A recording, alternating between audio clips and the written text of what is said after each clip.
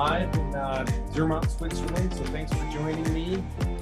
Looks like I have some people on the line. You can see the Matterhorn right here. I'm on the balcony of my hotel room here. We had a great day out, and we're live in Zermatt, so I wanted to talk a little bit about the specifics of our day here on our Matterhorn and Mont Blanc adventure. So I'm going to share my screen, going to talk a little bit about some things I've been up to this last week and what's going on with worldwide trekking. Okay, so that's the view that I took last night from my balcony right here, and it was gorgeous all day. Now there's a little bit of clouds that are building on the mountain today, but it's been clear since we arrived yesterday with my second group. And what we do is people arrive in Geneva, Switzerland, and we drive about 2 hours, 40 minutes to a train station. Then we have to take the train, the 15-minute ride from Tosh train station up into Zermatt. You can see the picture here. It's a pedestrian-only area. They do have small electric vehicles, but it's an auto-free zone. So it's a really neat historic village, full of beautiful chalets, wooden chalets, and of course the iconic Matterhorn mountain and peak that you see here in the background. This is a shot that I took this morning at around 6:30 with my drone. It was a little dark, the sun was coming up, but we started out around 8:30 for our hike, so I got up a little early to get that shot. There has been a lot going on with worldwide trekking. I spent quite a bit of time in the last couple of years redoing the exterior of our building and getting settled in, and we're really excited about that. It's been really nice to have our own space. The way that we laid it out has been really, really perfect for us. So it was nice to have the time to work on the building, and we're looking forward to finishing up the landscaping and doing the driveway over and some things like that. But since the new year, been very busy with worldwide trekking. Ran 3 sailing trips in the British Virgin Islands. And then this spring, I got the chance to go down to southern Utah to scout some archaeological sites in the National Monument down there. So these are Anasazi Native American archaeological sites that are just totally awesome.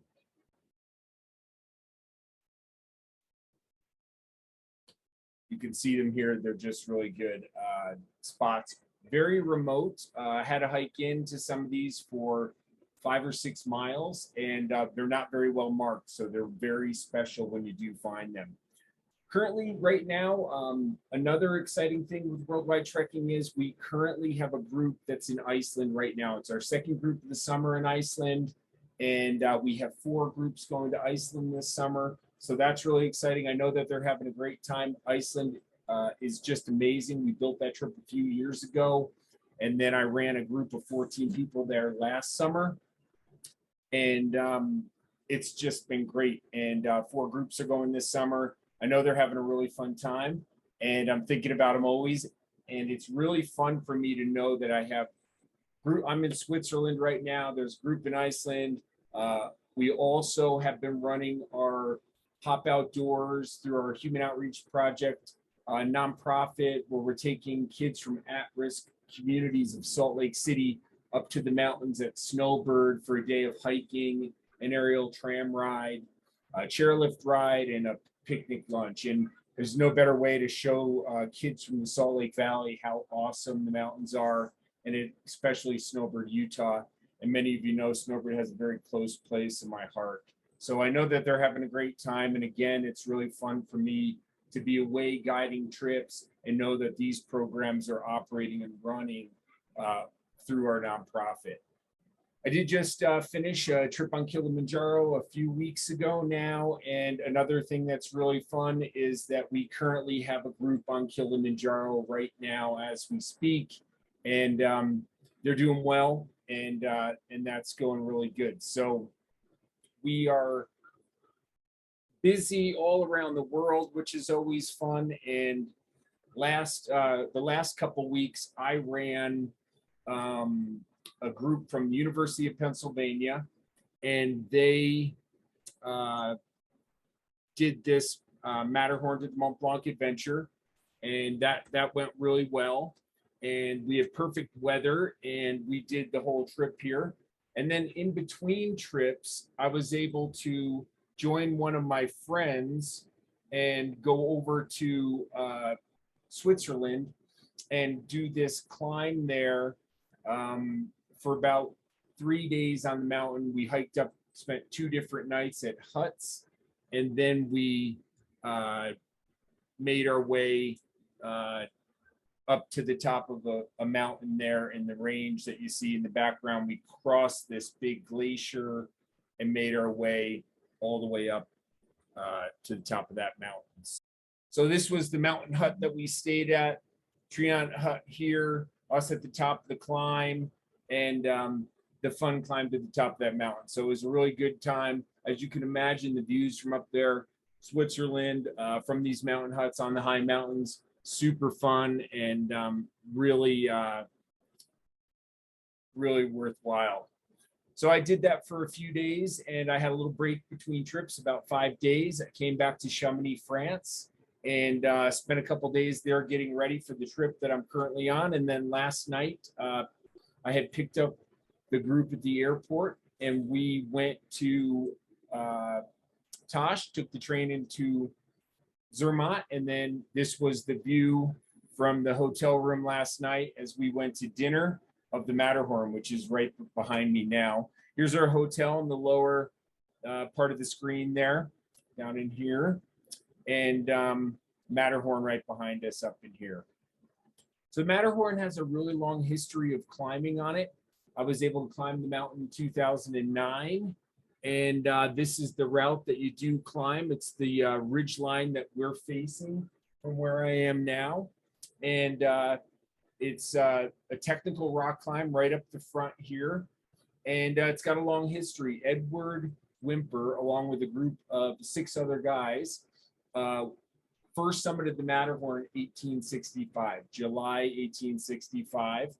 And they, had not been climbed. They were kind of in a little bit of a competition against the Italians trying to summit from the Italian side, which is just behind where we're looking from this side in Switzerland. And on July 14th, which is, just a few days from now, will be the history of about 136 years ago or 139 years ago, something like that. And they climbed up to the top. All 7 of them summited. And then on the way down, one of them slipped, started to pull 4 of them off. You can see on the left side of the screen. And the rope snapped and broke. There was a long controversy that they said that perhaps Edward Whymper had cut the rope and to save himself from being pulled over the edge. But he was never really, that was never really proven. So there's the rope, and that exists in the Alpine Museum that's just around the corner from the hotel where I'm staying. So pretty neat. Zermatt is a really cool town. It's got a long history. It's got some old building. It's got obviously a lot of new tourism since then. I'm going to talk about the day that we spend here on our Matterhorn to the Mont Blanc adventure. So what we do is we get up in the morning after our first night. We have a nice dinner out when we arrive, and a lot of people have been flying since the United States, so they land typically in the morning, and we do the drive over, and then we get here by the early afternoon. They can go look around town, check things out, get a little rest, and then we have dinner. And then this morning, our first full day, we get up, have breakfast, and after breakfast we head over to this funicular. This is just on the edge of town, and this, you can see it here, this is a like a train car that goes up through the mountain, a couple plus almost 3,000 vertical feet up onto the mountain. So we ride the funicular up. We pop out here. This is a little hut there where they have a coffee shop and food and all that stuff. Obviously, we're looking at another great view of the Matterhorn. And then from there, we take a gondola car way up further onto the mountain. So from there, we work our way up further onto the mountain. And what I like to do in the areas we can on this is use the lift system to do lift assisted hiking. So if you can see my pointer in the upper left part of the screen, we ride this funicular up to here, and then we ride the gondola up to here. Then we're going to do a hike, and you can still see me on there in the pointer. We're going to visit all these little lakes along the way, and we'll go through that. But once we get to the top, I like to call this hiking paradise. We're above the tree line. It's absolutely beautiful, and we start our day. This was on the last trip. This was today. And it's just been, it was spectacularly clear this morning. This is the first lake we come to. When the water is calm, there's an amazing reflection in it.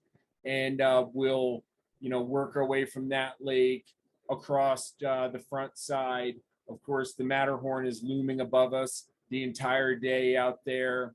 We make our way down to the second lake, and it's just really a fantastic day out. This is a mountain sheep, kind of mountain goat that we saw on a trip, not this trip, but last time. And really neat to see those guys while they're up there. And then just making our way past other lakes along the way. In the afternoon, by about midday, we make our way to this mountain hut that's up there on the mountain. We sit down on their terrace. We make a reservation. We have a really nice lunch here.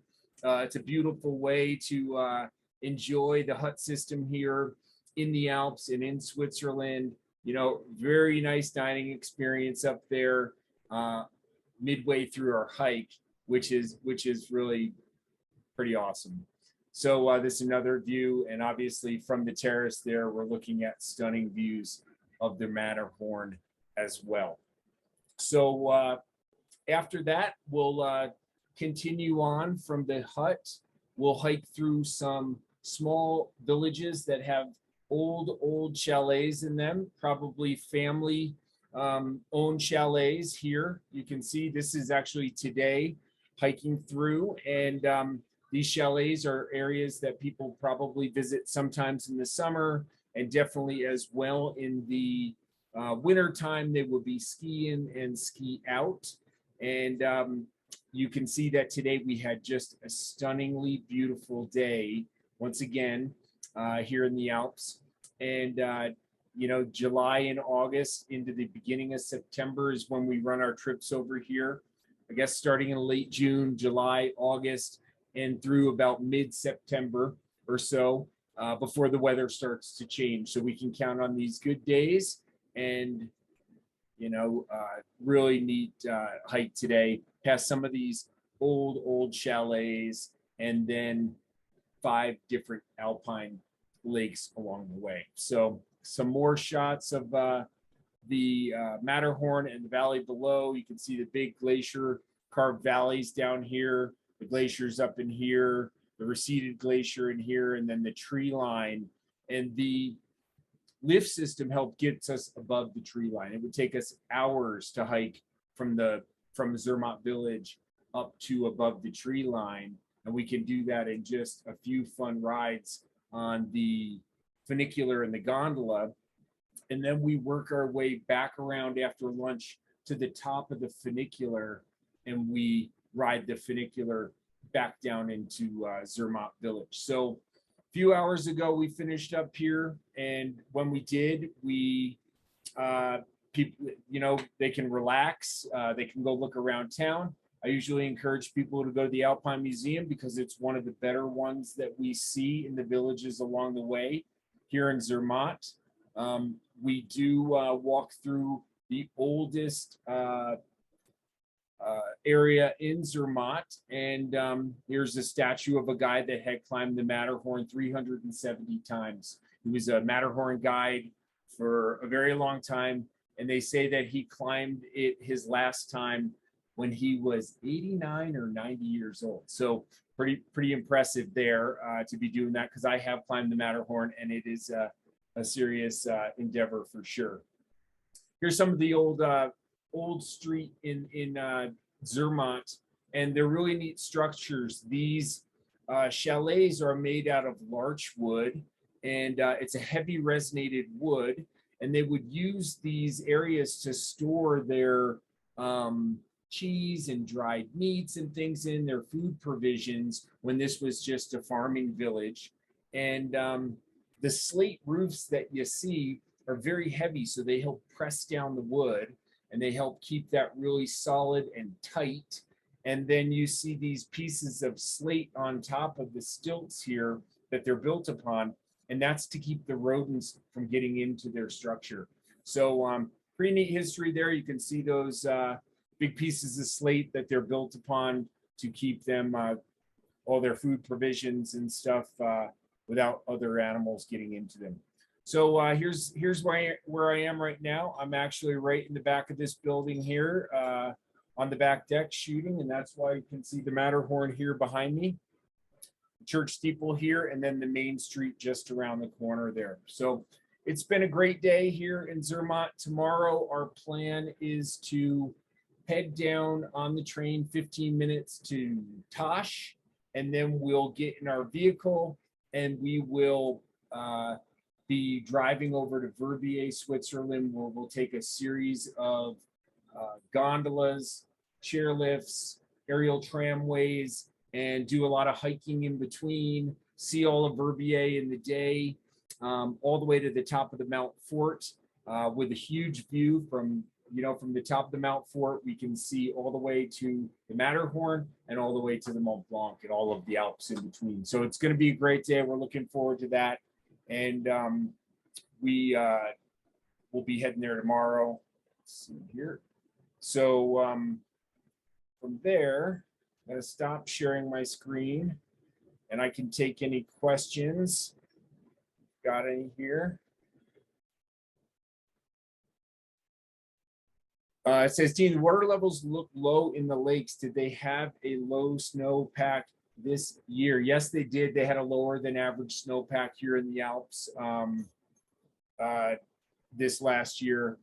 But we are seeing that as well in Tanzania, Africa, which affects like food being grown and things like that. So, I think we've seen that in the West as well out in the Utah area. So it did have a little lower snowpack than normal for the ski season if you're into skiing and you're skiing out here.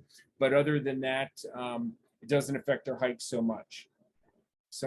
Laura. Hi, Laura. It says, I'm dying to go back. She was here with my friend Sess as well a while ago, 2019, and in saying that it's truly hiker's paradise. Thanks for your comment, Laura.